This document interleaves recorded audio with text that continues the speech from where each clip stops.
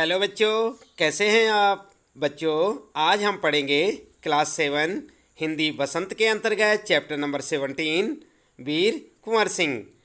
आइए आप भी हमारे साथ साथ पढ़ें। सबसे पहले पढ़ लेते हैं पाठ का सारांश। इसके बाद हम आपको बताएंगे इस पाठ से संबंधित प्रश्नों के उत्तर भी। तो बच्चों आप भी हो जाएं तैयार और पढ़ें हमारे साथ साथ चैप्टर नंबर 17 वीर कुंवर सिंह। तो बच्चों आप देख रहे हैं ना, यहाँ पर ये है आपका चैप्टर नंबर 17 वीर कुंवर सिंह, और हम आपको यहाँ पर बता रहे हैं इस पाठ का सारांश।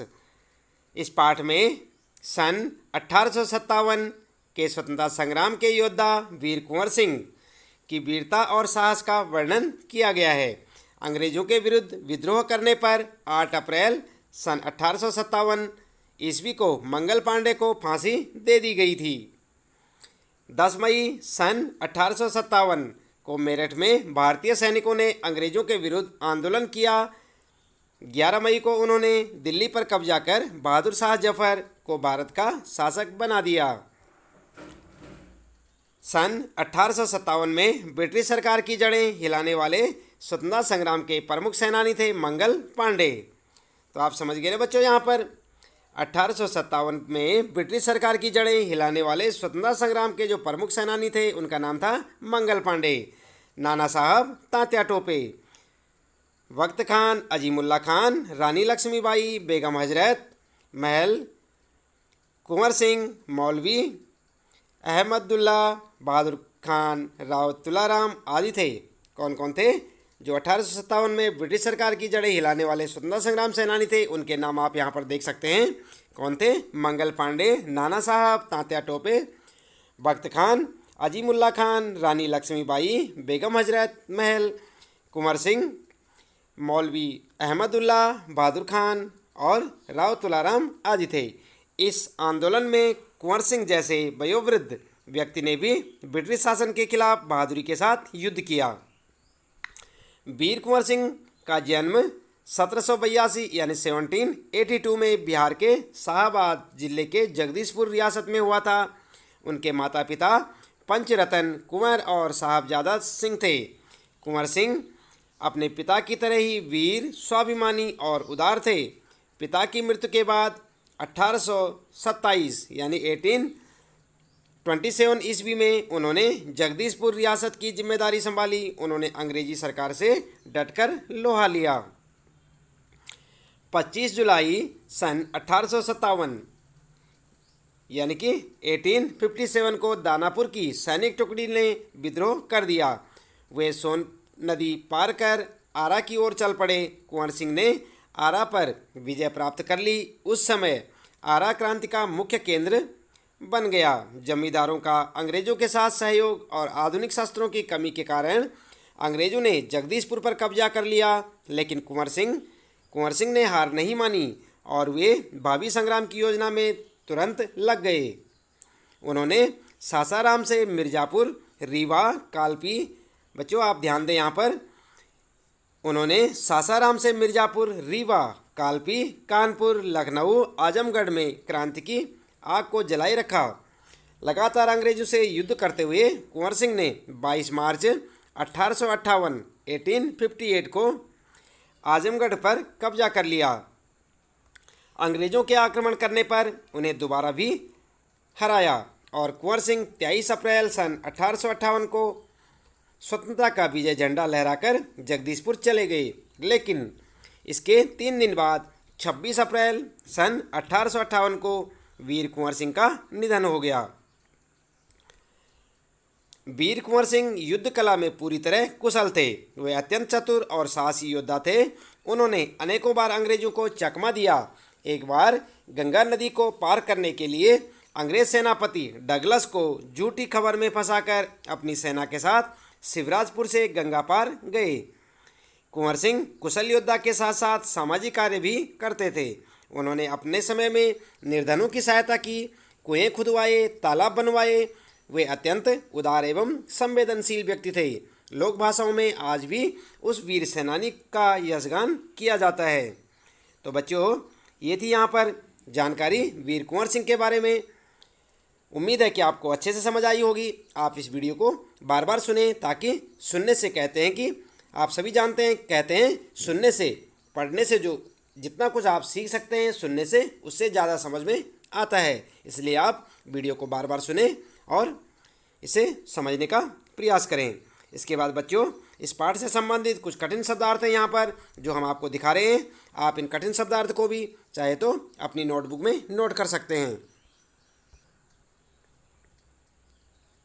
तो बच्चों, आप ध्यान दें, कठिन शब्दार्थ में सबसे पहले आप देखें यहाँ पर उदार का मतलब होता है दयालु, वीरवर श्रेष्ठ वीर, स्वाभिमानी का मतलब जिसको अपने ऊपर अभिमान हो, अविराम, अविराम का मतलब सुंदर, ब्रिटिश हुकूमत यानी कि अंग्रेजी सरकार, और गगन का मतलब आकाश, तो आप सभी जानते हैं, चरम, चरम सीमा मतलब अंतिम सीमा, अमर जो कभी न मरे, सशस्त्र, शस्त्र के साथ, रजवाड़े छोटी छोटी रियासत, कूच कर गए मतलब चले गए या चल दिए, विस्तृत भूभाग पृथ्वी का बहुत बड़ा हिस्सा, देशव्यापी, देशव्यापी का मतलब देश में फैली, और वयोवृद्ध का मतलब आयु से बूढ़े, गुप्त ढंग छिपे रूप से, और क्रय विक्रय मतलब खरीदना बेचना, एकत्र मतलब इकट्ठा करना, इकट्ठा, और विख्यात का मतलब प्रसिद्ध, जय घोष, जय का नारा, और मुक्ति वाहिनी, मुक्ति रूपी नाव, आप देख रहे हैं यहाँ पर मुक्ति वाहिनी, मुक्ति रूपी नाव, परास्त मतलब हारना,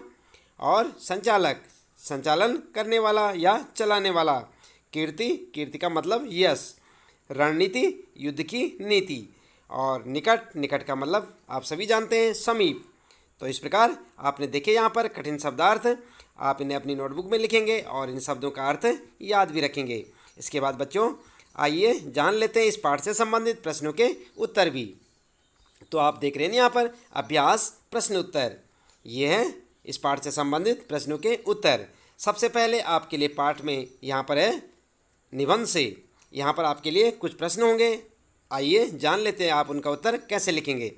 पहला प्रश्न है बच्चों, आप ध्यान दें, वीर कुंवर सिंह के व्यक्तित्व की कौन कौन सी विशेषताओं ने आपको प्रभावित किया। तो आपने पाठ पढ़ा होगा। आइए जान लेते हैं उत्तर। वीर कुंवर सिंह के व्यक्तित्व की निम्न विशेषताएं हमें प्रभावित करती हैं। नंबर 1 आप देख सकते हैं यहाँ पर, नंबर 1, वीर सेनानी कुंवर सिंह महान वीर सेनानी थे। 1857 यानी कि 1857 के विद्रोह में उन्होंने बढ़ चढ़कर हिस्सा लिया। वो अंग्रेजों को कदम कदम पर परास्त किया। कुंवर सिंह की वीरता पूरे उत्तर भारत द्वारा भुलाई नहीं जा सकती। आरा पर विजय प्राप्त करने पर इन्हें फौजी सलामी भी दी गई। इसके बाद नंबर 2, स्वाभिमानी। वीर कुंवर सिंह कैसे थे? स्वाभिमानी थे। इन्होंने वीरता के साथ साथ स्वाभिमानी की भी मिसाल दी। जब वे शिवराजपुर से गंगा पार करते हुए जा रहे थे तो डगलस की गोली का निशाना बन गए। उनके हाथ पर गोली लगी। उस समय वे न तो वहाँ से भागे और न ही उपचार की चिंता की, बल्कि हाथ ही काटकर गंगा में बहा दिया। यदि आपने पाठ पढ़ा होगा बच्चों, तो आपके समझ में पूरी बात आ जाएगी कि किस प्रकार से उन्होंने अपने हाथ को काट कर गंगा में फेंक दिया था। इसलिए आप किताब में, अपनी पुस्तक में पाठ भी अवश्य पढ़ें। इसके बाद तीसरा जो है यहाँ पर, उदार स्वभाव था उनका। वे अत्यधिक उदार स्वभाव के थे। किसी प्रकार का कोई जातिगत भेदभाव उनमें न था। यहाँ तक कि उनकी सेना में इब्राहिम खां और किफ़ायत हुसैन मुसलमान होते हुए भी उच्च पदों पर आसीन थे। वे हिंदू मुसलमान दोनों के त्यौहार सबके साथ मिलकर मनाते थे। नंबर 4, दृढ़ निश्चयी। वे बड़े दृढ़ निश्चयी थे। उन्होंने अपना जीवन देश की रक्षा हेतु समर्पित किया। जीवन के अंतिम पलों में इतने वृद्ध हो जाने पर भी सदैव युद्ध हेतु तत्पर रहते थे। यहाँ तक कि मरने से 3 दिन पूर्व ही उन्होंने जगदीशपुर में विजय पताका फहराई। तो इस प्रकार से आप बच्चों उत्तर लिख सकते हैं। 5वां पॉइंट यहाँ पर आप देखें, समाज सेवक थे वे। देख रहे हैं ना आप यहाँ पर, समाज सेवक। एक वीर सिपाही के साथ साथ वे समाज सेवक भी थे। उन्होंने कई पाठशालाओं को व तालाबों का निर्माण करवाया। वे निर्धनों की सदा सहायता करते थे। इसके बाद आप देख रहे हैं यहाँ पर, साहसी। वीर कुंवर सिंह जो साहसी थे। कुंवर सिंह का साहस अतुलनीय है। 13 अगस्त 1857 को जब कुंवर सिंह की सेना जगदीशपुर में अंग्रेजों से परास्त हो गई तो उन्होंने साहस न छोड़ा, बल्कि भावी संग्राम की योजना बनाने लगे। सासाराम से मिर्ज़ापुर होते हुए रीवा, कानपुर, लखनऊ से आजमगढ़ की ओर बढ़ते हुए उन्होंने आज़ादी की आग को जलाए रखा। पूरे उत्तर भारत में उनके साहस की चर्चा थी। अंत में 23 अप्रैल 1858 को आजमगढ़ में अंग्रेजों को हराते हुए उन्होंने जगदीशपुर में स्वाधीनता की विजय पताका फहराकर दम लिया। तो इस प्रकार से बच्चों आपने देखा यहाँ पर कि वीर कुंवर सिंह किस प्रकार से अनेक गुणों से संपन्न थे। उनमें वीरता थी, साहस थे और वे दृढ़ निश्चयी थे और साथ साथ उदार स्वभाव के थे, स्वाभिमानी थे। इस प्रकार से आप जो यहाँ पर देख सकते हैं पहले प्रश्न का उत्तर हमने आपको दिखाया। ये उत्तर काफ़ी लंबा है, आप इसे जो है ध्यानपूर्वक लिखें और इसे अच्छे से याद भी करें, समझने का प्रयास करें। इसके बाद बच्चों अगला प्रश्न है यहाँ पर दूसरा प्रश्न आपके लिए। कुंवर सिंह को बचपन में किन कामों में मज़ा आता था? क्या उन्हें उन कामों में स्वतंत्रता सेनानी बनने में कुछ मदद मिली? तो आपको भी बच्चों कुछ कामों में मज़ा आता होगा। चलिए यहाँ पर देख लेते हैं कुंवर सिंह को जो है जिन कामों में मज़ा था, क्या क्या काम थे और क्या उन कामों से उन्हें स्वतंत्रता संग्राम सेनानी बनने में कुछ मदद मिली। उत्तर लिखेंगे आप। दूसरे प्रश्न का उत्तर होगा वीर कुंवर सिंह को बचपन में पढ़ाई लिखाई से ज़्यादा घुड़सवारी करने, तलवारबाजी करने और कुश्ती में लड़ने का मज़ा आता था। जब बड़े होकर स्वतंत्रता सेनानी बने तो इन कार्यों से उन्हें बहुत सहायता मिली। तलवार चलाने व तेज घुड़सवारी से तो वे कदम कदम पर अंग्रेजों को मात देते रहे। इसके बाद यहाँ पर जो है तीसरा प्रश्न है आपके लिए। सांप्रदायिक सद्भाव में कुंवर सिंह की गहरी आस्था थी। पाठ के आधार पर कथन की पुष्टि कीजिए। तो उत्तर लिखेंगे आप। कुंवर सिंह की सांप्रदायिक सद्भाव में गहरी आस्था थी। उनकी सेना में मुसलमान भी उच्च पदों पर थे। इब्राहिम खां तथा किफ़ायत हुसैन उनकी सेना में उच्च पदों पर आसीन थे। उन्होंने उनके यहाँ हिंदुओं और मुसलमानों में किसी प्रकार का भेदभाव नहीं करते थे। उनके यहाँ दोनों धर्मों के त्यौहार एक साथ मनाए जाते थे। इतना ही नहीं, उन्होंने पाठशालाओं के साथ साथ मकतबों का भी निर्माण करवाया। इसके बाद बच्चों ध्यान दें आप, आपका चौथा प्रश्न है पाठ के किन प्रसंगों से आपको पता चलता है कि कुंवर सिंह साहसी, उदार और स्वाभिमानी व्यक्ति थे। तो आपने पढ़ा था ना पाठ, तो यहाँ पर आप पाठ पढ़ के भी लिख सकते हैं। इस उत्तर के लिए आप जो है प्रश्न संख्या 1 देखें। तो आपको मैंने बताया था ना एक प्रश्न नंबर 1 पे उत्तर क्या था आपका, वहाँ पर स्वाभिमानी थे, उदार थे और साहसी थे। चलिए एक बार नज़र डाल लेते हैं 1 नंबर प्रश्न पे। यहाँ पर ये देखिए आप, यहाँ पर जो है तीसरा पॉइंट है यहाँ पर उदार स्वभाव थे और दूसरा पॉइंट है यहाँ पर कि वो जो है स्वाभिमानी थे। तो इस प्रकार से आप इन पॉइंटों को जो है लिख सकते हैं, इससे आपको पता चल जाएगा। और पाठ पढ़ के भी लिखेंगे तब भी ठीक है। तो इस प्रकार से आप चौथे प्रश्न का उत्तर, पहला प्रश्न का जो उत्तर है आपके लिए उसे पढ़ें और उसमें आपको अच्छे से समझ आ जाएगा। इसके बाद बच्चों 5वां प्रश्न है यहाँ पर आपके लिए। आमतौर पर मेले मनोरंजन, खरीद फरोख्त और मेलजोल के लिए होते हैं। वीर कुंवर सिंह ने मेले का उपयोग किस रूप में किया? उत्तर लिखेंगे आप। प्रायः मेले का उपयोग मनोरंजन, आप भी तो मनोरंजन के लिए जाते हैं ना बच्चों मेले में, तो प्रायः मेले का उपयोग मनोरंजन, खरीद फरोख्त तथा मेलजोल के लिए किया जाता है। आपस में बहुत सारे लोग आते हैं और मिलते हैं मेले में एक दूसरे से। लेकिन कुंवर सिंह ने तो सोनपुर के मेले का उपयोग स्वाधीनता संग्राम की योजना बनाने के लिए किया। उन्होंने यहाँ सोनपुर के मेले का उपयोग अंग्रेजों के विरुद्ध अपनी बैठकों और योजनाओं के लिए किया। यहाँ लोग गुप्त रूप से इकट्ठे होकर क्रांति के बारे में योजनाएं बनाते थे। सोनपुर में एशिया का सबसे बड़ा पशु मेला लगता है। तो बच्चों आप ध्यान दें, ये मुख्य पॉइंट आपके लिए, सोनपुर में एशिया का सबसे बड़ा पशु मेला लगता है। इसका आयोजन कब होता है? इसका आयोजन कार्तिक पूर्णिमा पर होता है। इस मेले में हाथियों की खरीद फरोख्त यानी खरीद बिक्री होती है। इस मेले की आड़ में कुंवर सिंह अंग्रेजों को चकमा देने में सफल रहे। तो यदि आपके पास इस तरह का कोई प्रश्न आता है या जीके में प्रश्न हो सकता है कि एशिया का सबसे बड़ा पशु मेला कहाँ लगता है, तो आप लिख सकते हैं सोनपुर में। तो इसलिए आप इस प्रश्न का उत्तर भी अच्छे से समझें और उसे लिखें। इसके बाद बच्चों आपके लिए प्रश्न है यहाँ पर निबंध से आगे। आप देख रहे हैं यहाँ पर निबंध से आगे पहला प्रश्न आपके लिए, सन 1857 के आंदोलन में भाग लेने वाले किन्हीं 4 सेनानियों पर 2-2 वाक्य लिखिए। तो यहाँ पर जो आप ध्यान दें, जो 1857 में जो आंदोलन हुआ था उस पर जो है कई स्वतंत्रता संग्राम सेनानी उसमें शामिल थे, तो उन पर जो है 2-2 वाक्य लिखने। तो आइए उत्तर देख लेते हैं। नंबर 1 रानी लक्ष्मीबाई। झांसी की रानी लक्ष्मीबाई स्वतंत्रता स्वाधीन संग्राम की प्रथम महिला थी जिन्होंने स्वतंत्रता संग्राम में अग्रणी भूमिका निभाई थी। वह स्वाभिमानी, कुशल योद्धा, कुशल प्रशासिका, विदुषी, भागवत गीता के सिद्धांतों को मानने वाली थी। अंग्रेजों से अंत तक लड़ती रही। लड़ते लड़ते 23 वर्ष की अल्पायु में वीरगति को प्राप्त हो गई। कौन? लक्ष्मीबाई। रानी लक्ष्मीबाई के बारे में आप देख रहे हैं बच्चों यहाँ पर कि किस प्रकार से उन्होंने वीरगति प्राप्त की। इसके बाद नंबर 2 पे यहाँ पर आप देख सकते हैं मंगल पांडे। मंगल पांडे यहाँ पर जो है स्वतंत्रता संग्राम सेनानी, उनके बारे में क्या लिखेंगे आप? अंग्रेजी सेना का सिपाही मंगल पांडे कट्टर धर्मावलंबी था। कारतूस में गाय और सुअर की खबर फैलने के बाद उन्होंने विद्रोह की शुरुआत की थी। ध्यान रखें आप। इसके बाद बात करते हैं तात्या टोपे की। तो तात्या टोपे का मूल नाम रामचंद्र पांडुरंग था। ये झांसी की रानी के सेना में सेनापति थे। इन्हें 18 अप्रैल 1859 यानी कि 1859 को फांसी पर लटका दिया गया। और इसके बाद बात करते हैं बहादुर शाह जफर की। तो मई 1857 में विद्रोहियों ने दिल्ली पर कब्जा करके बहादुर शाह द्वितीय को पुनः भारत का सम्राट घोषित कर दिया। 82 वर्षीय बहादुर शाह ने वक्त खां के सहयोग से विद्रोह का नेतृत्व किया था। उन्हें अपना शेष जीवन रंगून की जेल में बिताना पड़ा। तो इस प्रकार से आप बहादुर शाह जफर के बारे में भी लिख सकते हैं। ध्यान दें आप, ये सब के सब जो है 1857 की क्रांति या आंदोलन कह सकते हैं आप, आंदोलन के जो वीर सिपाही थे उनके नाम हैं।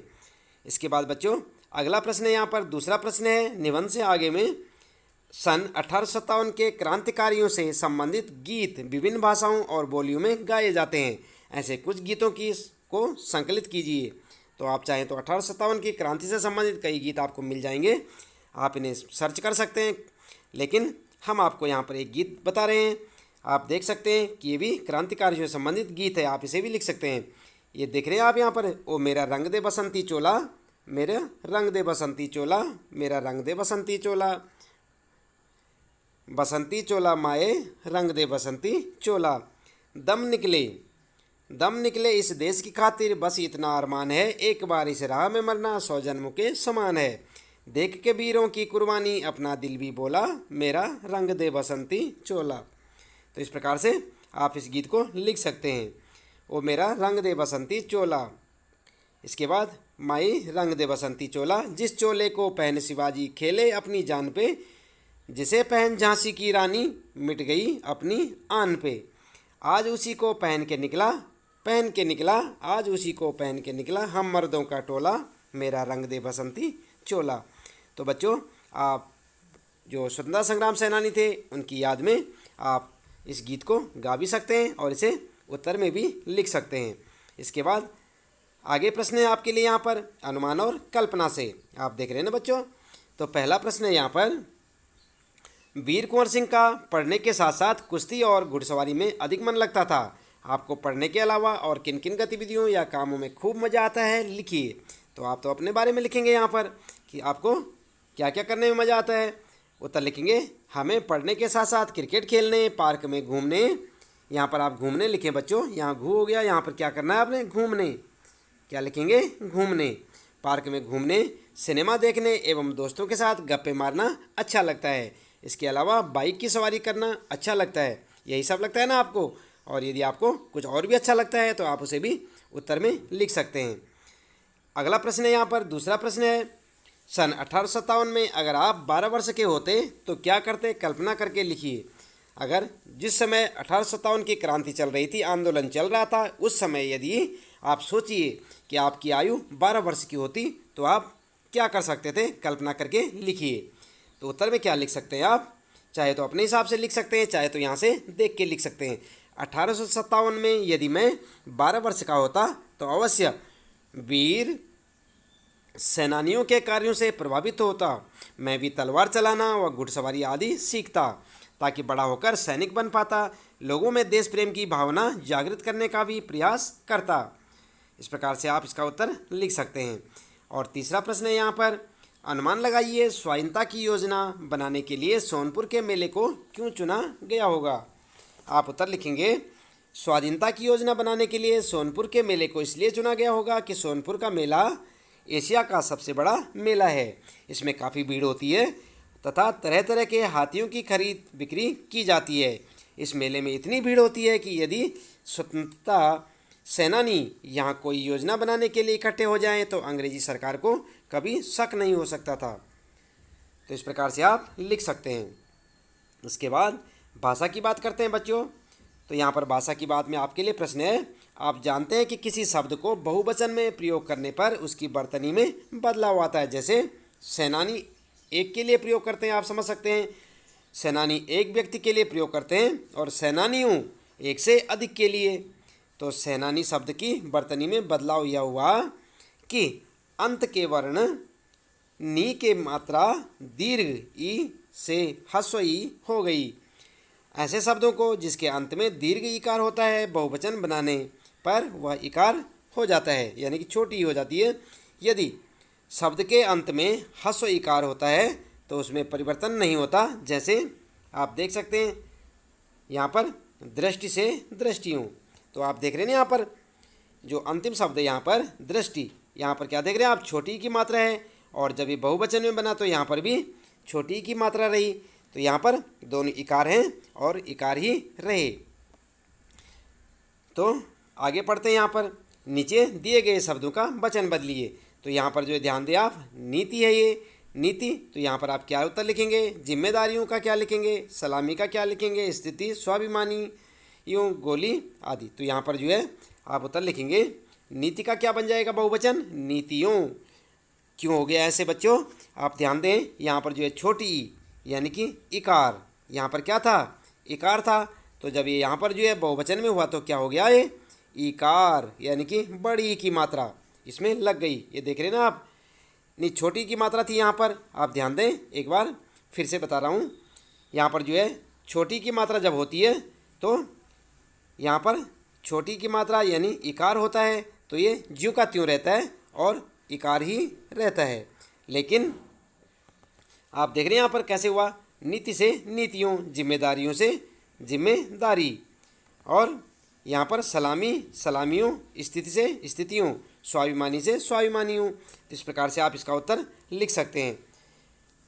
इकार का मतलब समझ रहे हैं ना आप, एक बार फिर से बता रहा हूँ, इकार इकार इकार इकार मतलब छोटी, और इकार होता है, इकार का मतलब बड़ी ई, क्या होगा, बड़ी ई।